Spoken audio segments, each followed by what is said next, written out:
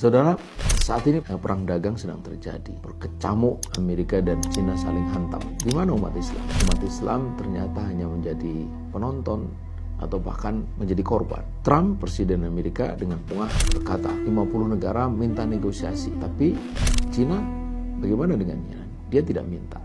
Cina malah membalas. Karena Cina tahu kalau ingin dihormati jangan cuma minta, harus tunjukkan kekuatan. Dan di tengah itu, di mana umat Islam? Kita ini nasibnya seperti pelanduk yang bakal mati terjepit di antara pertarungan dua gajah. Padahal sejatinya kita ini bukan pelanduk. Siapa yang bilang bahwa kita ini pelanduk? Secara demografis, jumlah umat Islam ini raksasa, sangat banyak, hampir 2 miliar. Secara wilayah, dunia Islam juga sangat luas, bahkan boleh disebut paling luas. Secara sumber daya pun kita kaya raya, tapi karena kita tercerai-berai, karena kita tidak bersatu, maka kita menjadi kecil. Dan di mana tempat kecil itu hanya menjadi pengikut, yang kecil digerakkan oleh arah kebijakan orang yang besar.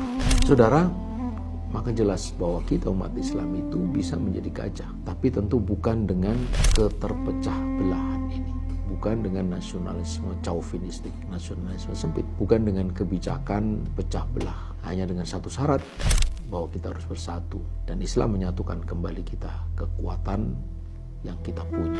Kalau Trump bisa meneriakkan America first, kenapa kita tidak bisa menyerukan Islam first? Kalau kita ingin dihormati, kita harus bangkit karenanya, dan kebangkitan itu harus dimulai bukan dari kursi kekuasaan, tapi dari kesadaran akan jati diri kita sebagai umat yang disebut oleh Allah sebagai khairu ummah, umat terbaik, ukhrijat linnas, yang diturunkan kepada manusia. Jadi jelas bahwa umat Islam bukanlah pelanduk.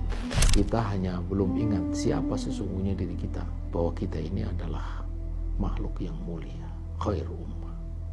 Bukankah begitu sebenarnya, pemirsa?